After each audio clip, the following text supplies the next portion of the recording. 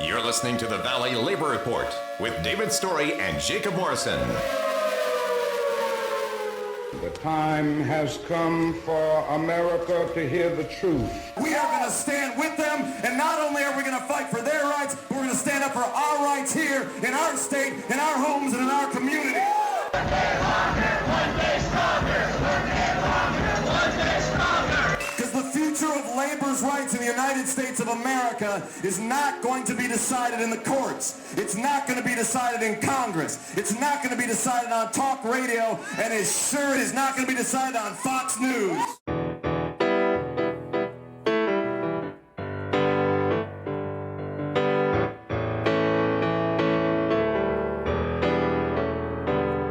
You better listen, my brother, 'cause if you do, you can hear there are voices still calling from across the years. And they're crying across the ocean, they're crying across the land. Dear friends, welcome to the Labor Radio Podcast Network series, highlighting the work of our members. The growing network of over 70 shows in 4 countries serves as a one-stop shop for audiences looking for labor content and as a resource for labor broadcasters, podcasters, and content producers. My name is Evan Papp, and I produce Empathy Media Lab's podcast on labor, political economy, arts, and culture. And we're a proud member of the Labor Radio Podcast Network. Today, I'm speaking with Jacob Morrison of the Valley Labor Report, which is Alabama's only union talk radio show. So Jacob, tell me a little bit about yourself, where you grew up, and what led you to organize labor. Yeah, so my name is Jacob Morrison. Like you said, I am a native Alabamian, born and raised, always been within 40 minutes of Huntsville my whole life. And, I grew up like a lot of folks around in rural Alabama. I grew up, going to church every Sunday, having those kind of values instilled in me. For better and for worse, as it turns out. And, that what brought me to organize labor, to the labor movement was kind of a windy path. Like I said, I grew up in a very similar situation to a lot of folks here. And so I was conservative for my entire childhood. I was fairly apolitical, but if you had pushed me, I would have said that I was conservative. And so that generally meant anti-union, although that wasn't stressed a lot. But in 2016, I wanted to vote. That was going to be the first time that I could vote in a presidential election. And I knew that I didn't know a whole lot. I knew that I was conservative, but I knew that my, actual grasp on the issues was not very strong. And so I wanted to start doing, I wanted to learn more about that and learn more about the way the world works, how to make it better. And I gradually began moving leftward. I involved myself in kind of party politics with the Democratic Party for a number of years. And what brought me to the labor movement was dissatisfaction with the prospects for positive change in Alabama from electoral politics. I just didn't see the Democratic Party as a great avenue for changing people's lives. I didn't see, I just didn't see organizing with the Democratic Party as a great avenue for moving Alabama forward. And the labor movement, that I started looking for other ways to help people, because that was kind of what motivated me, was that, I grew up fairly well off. I never had to worry about healthcare. I never had to worry about whether or not I would be able to afford to go to college, right? That was never in question for me. And so I believe that everybody else should have those things. I believe that everybody should have good wages, good health care, time off from work, a safe working environment, and things like that. And so with my dissatisfaction with the electoral politics, I started looking for other avenues. And the labor movement really called out to me, because this was directly impacting people's lives. People who are members of unions, who have collective bargaining agreements, they have higher wages, they have better working conditions, they have more of a say on the job, and they don't have to rely on anybody. They don't have to rely on anybody but themselves. They don't have to wait for an election to pull a lever for a politician. They just have to believe in themselves and their sisters and brothers on the job, and that's really inspiring to me. And so I felt like that organizing people in their workplace is a much more efficient and a better use of my time for making people's lives better. And then, of course, there are some knock-on effects. Like we did an interview with Jake Grumbach. He's a University of Washington researcher about how union membership decreases racial resentment among white members. There was a study that recently came out about Act 10 in Wisconsin, how following that, there arose a gender pay gap among teachers in Wisconsin where none existed before. Why did none exist before? Because of unions.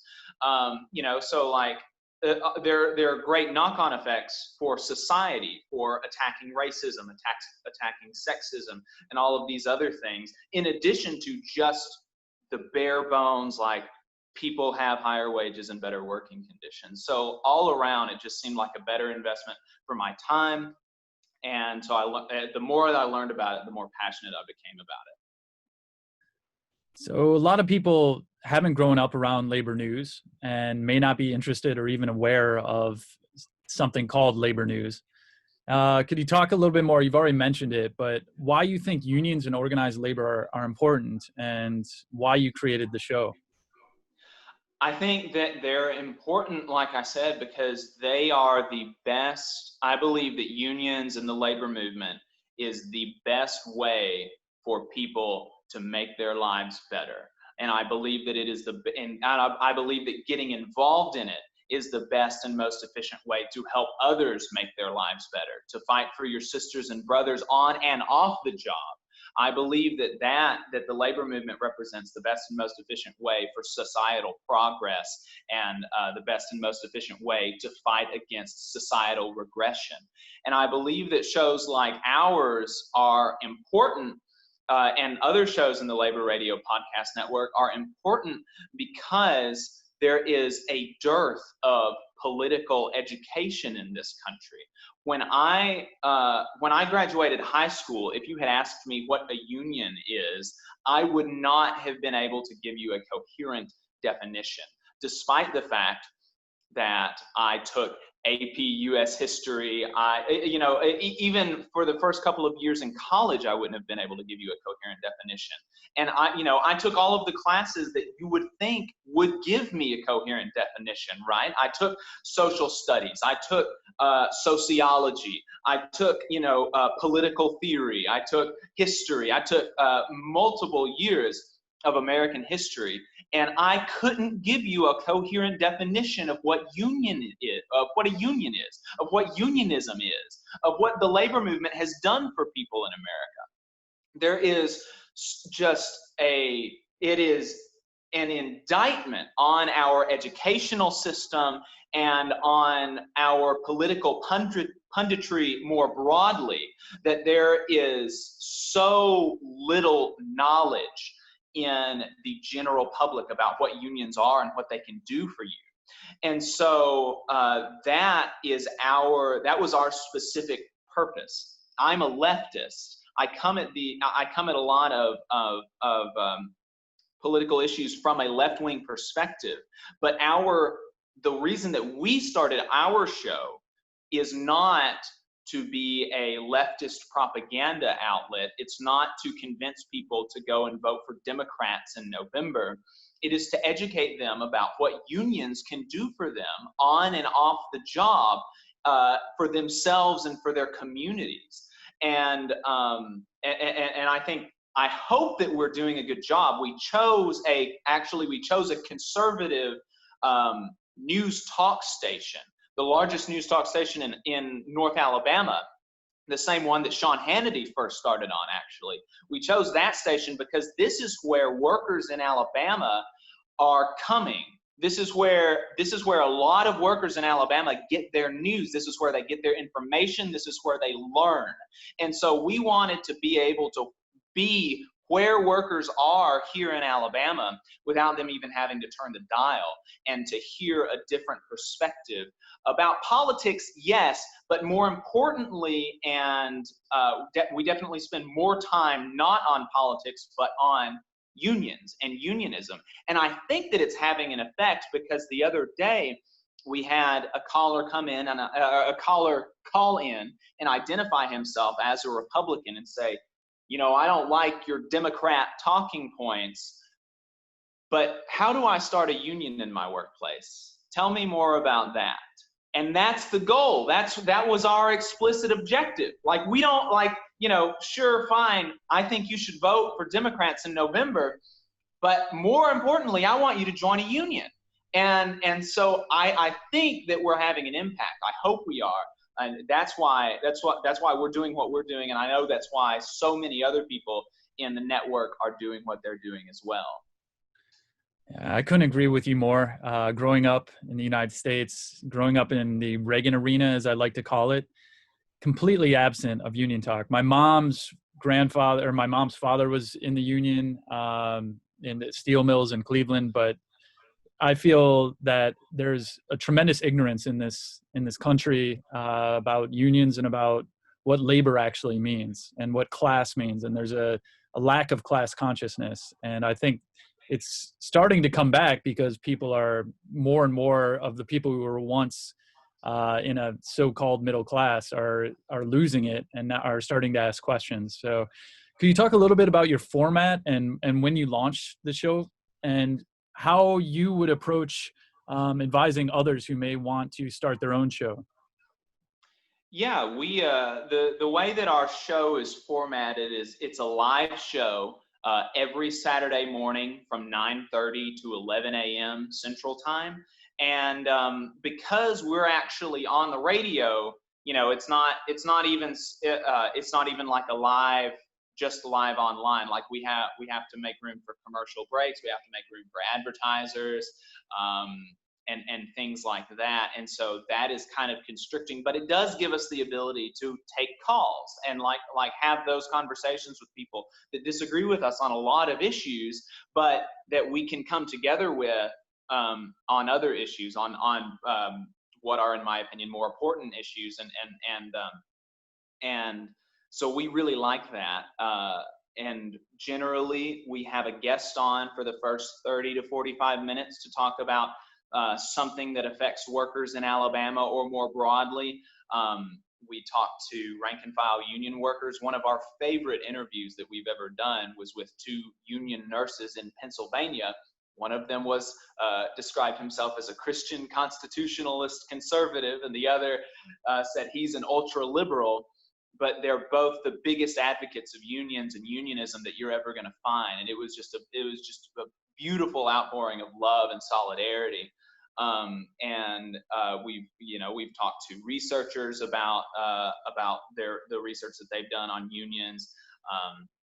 And we've interviewed some politicians, and then for the rest of the show, we'll take calls, or we'll talk about issues. We'll talk about legislation that affects working people, or we'll just kind of talk about the dynamics of what it's like to be in a union, doing this kind of foundational educational work, because people just literally have no clue about what it's like to be in a union.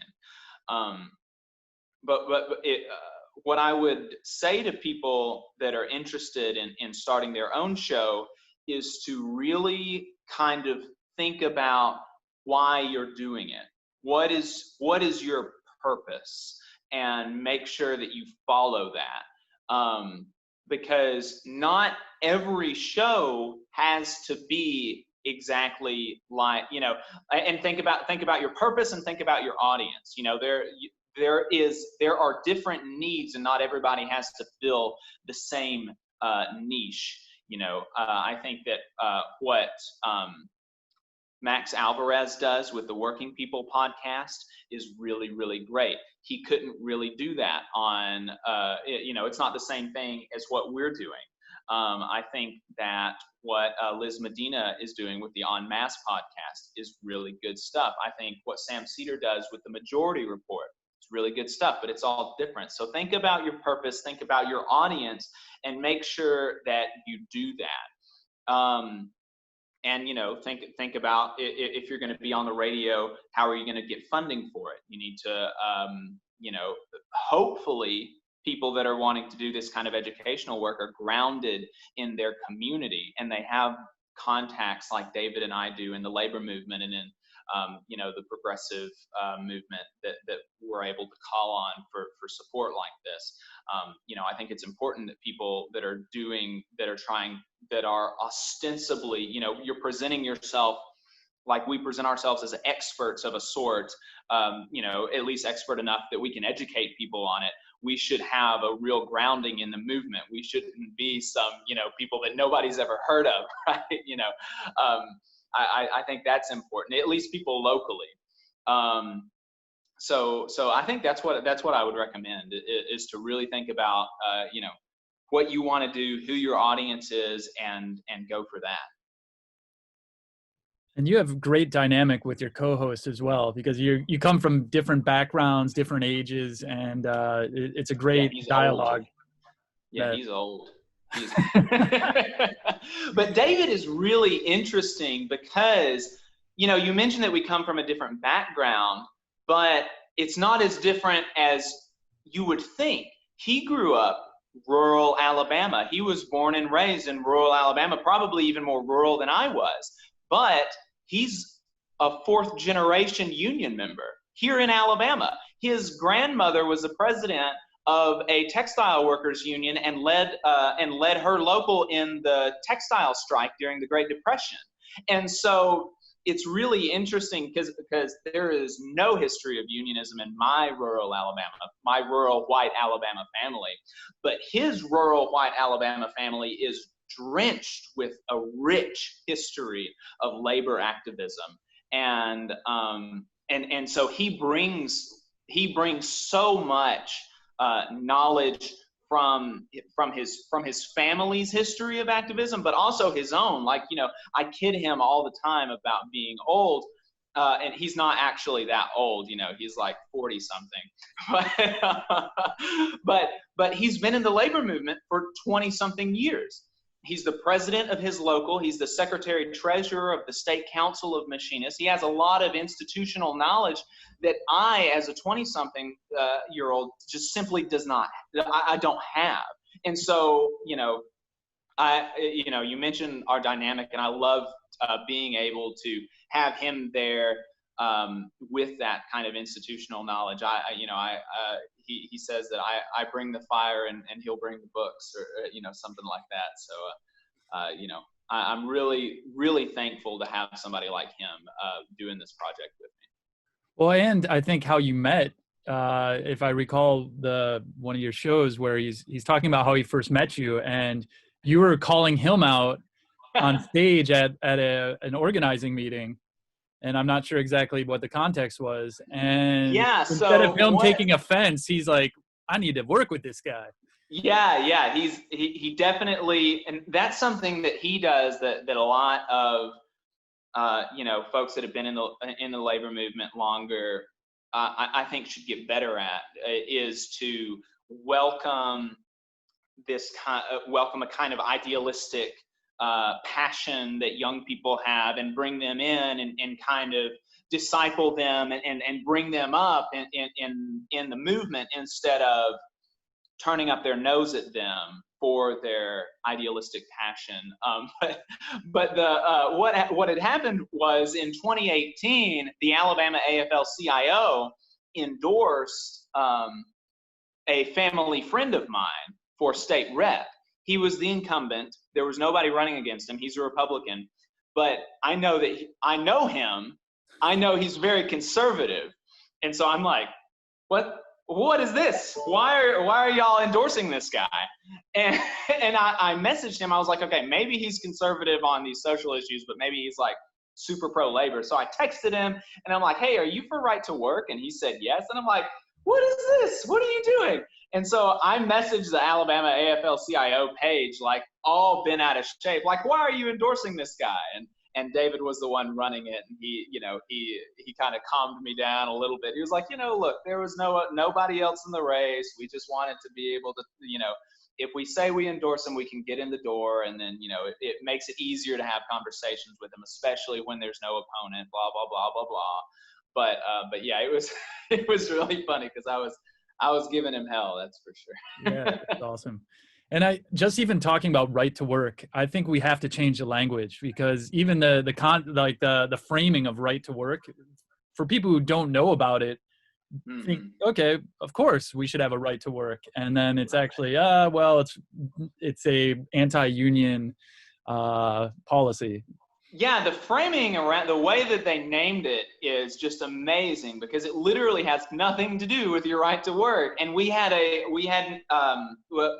speaking of interviews, we had a long interview about just that with Daniel Harris. He is the opinions editor for the University of Chicago's Political Review. He wrote an article in Chicago Gate called "Right to Work Must Die," explaining what right to work is, the conservative attack on organized labor, and how right to work has played into that, and all of those things.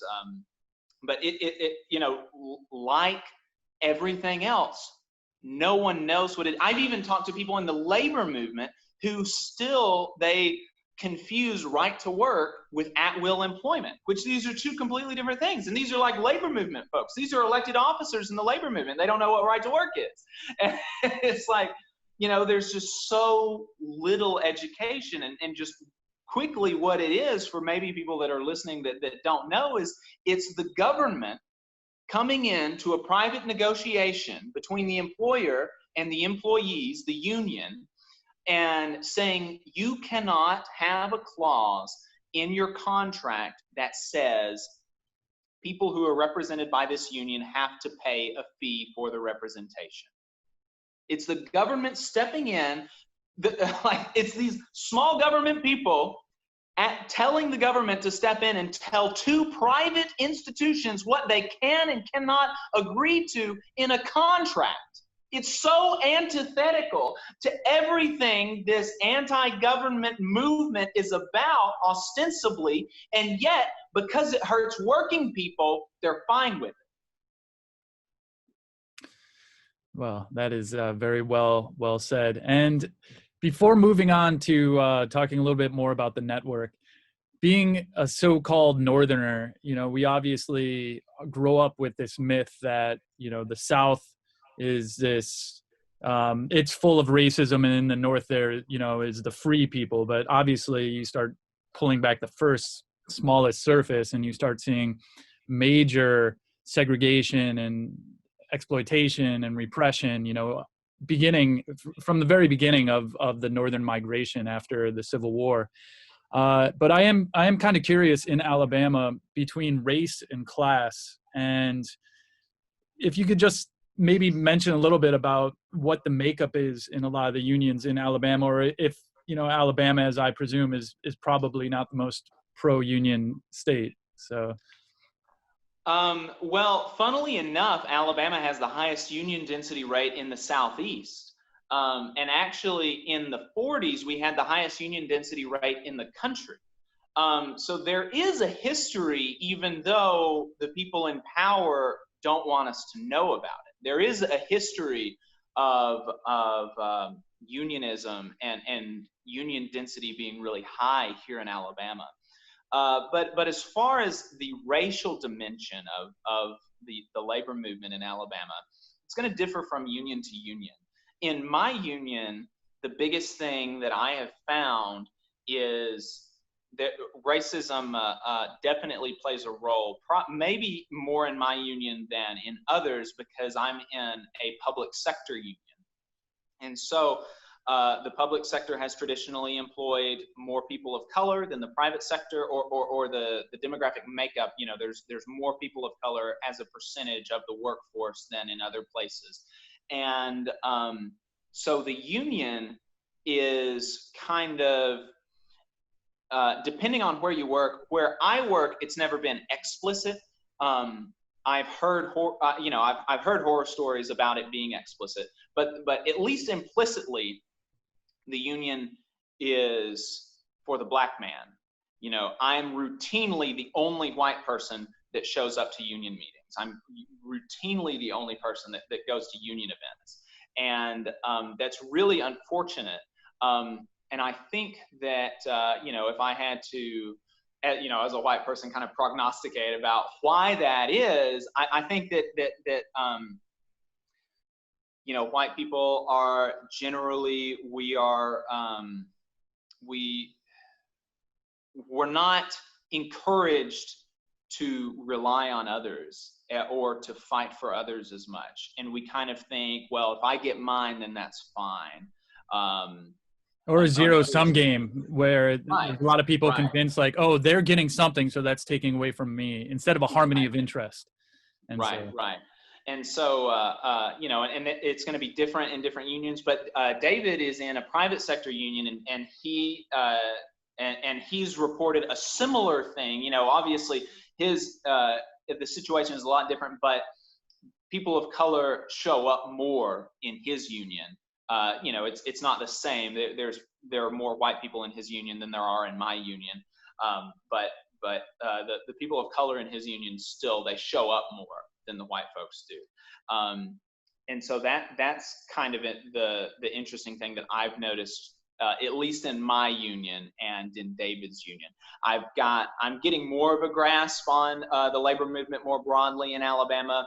I think there's definitely you know, in some other unions, and so in the Federation there may be a sort of a good old boy system, and so that, you know, that is kind of unfortunate. And you know, I think that the labor movement, we've got a long way to go in combating some of the ways that we perpetuate racism in our own institutions and fighting them in the institutions that we fight against.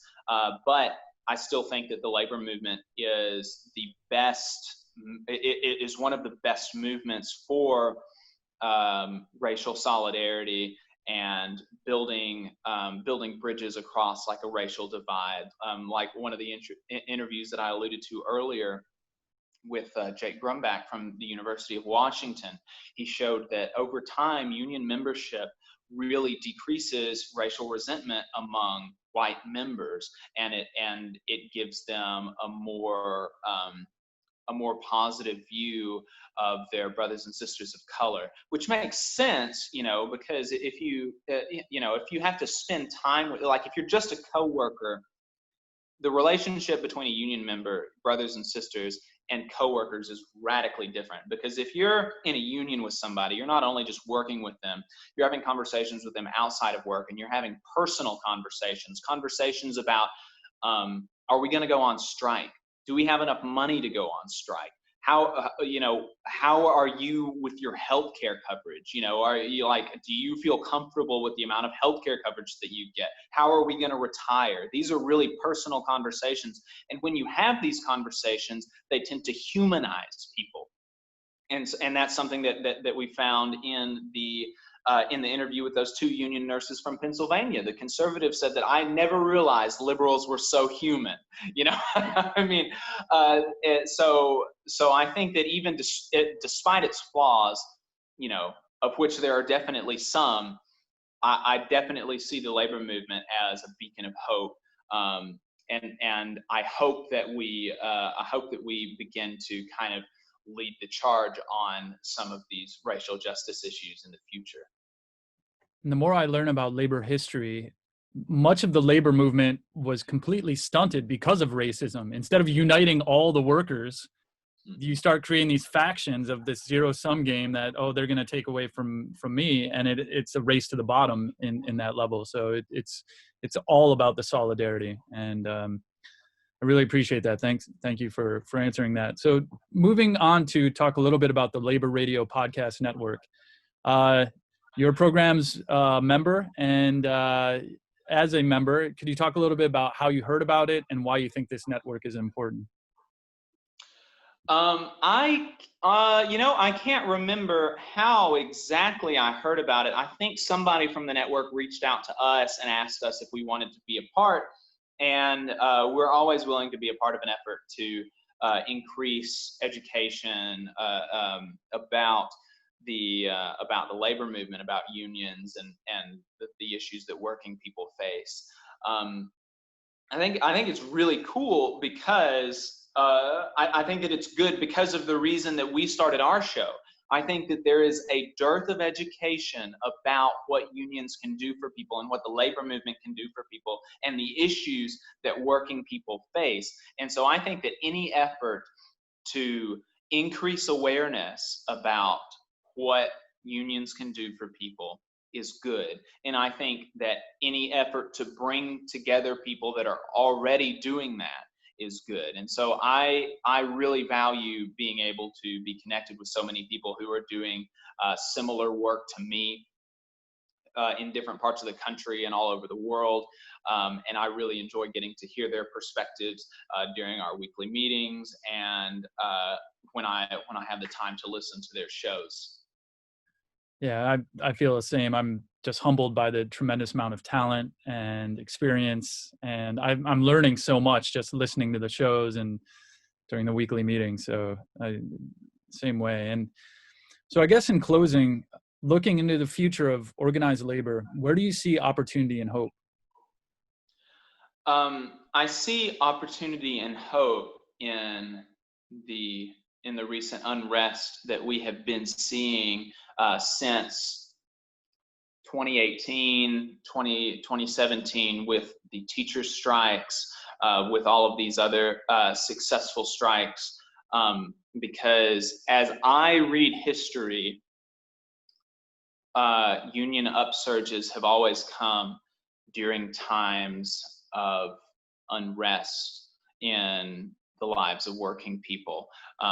There were always lots more strikes, whether they were or were not sanctioned by unions. And so I think that the teacher strikes, I think that the strike that the Machinists Union had in Maine at Bath Iron Works, I think that some of the walkouts that we've seen at Amazon, I think these displays of working class militancy, especially where they are successful, can be sort of a propaganda of the deed kind of thing, that was something that anarchists used to use back in the day. Like, if you can show something is successful, then people will replicate it.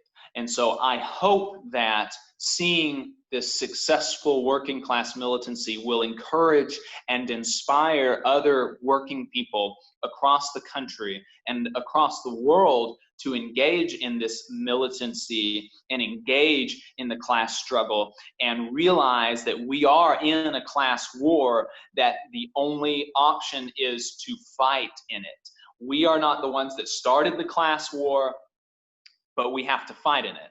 And so I hope that the increasing class consciousness of working people in America can be, I hope that those of us in the labor movement are able to tap into that angst and frustration with the way that people are being treated by our system and turn it into a positive force for working people and turn that into increased union membership and increased militancy within the labor movement as it exists already. That's where I see hope.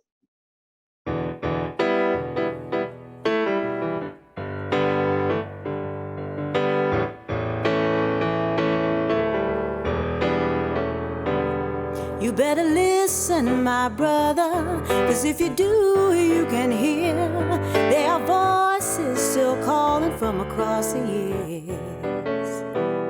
And they're crying across the ocean, they're crying across the land, and they will until we all come to understand. None of us are free, none of us are free, none of us are free, if one of us is chained, none of us are free, none of us are free, none of us are free,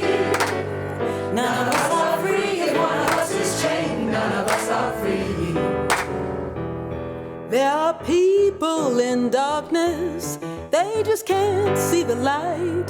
If we don't say it's wrong, then that says it's right. We got to feel for each other, let our brothers know we're here. Got to get the message, send it out all loud and clear. None of us are free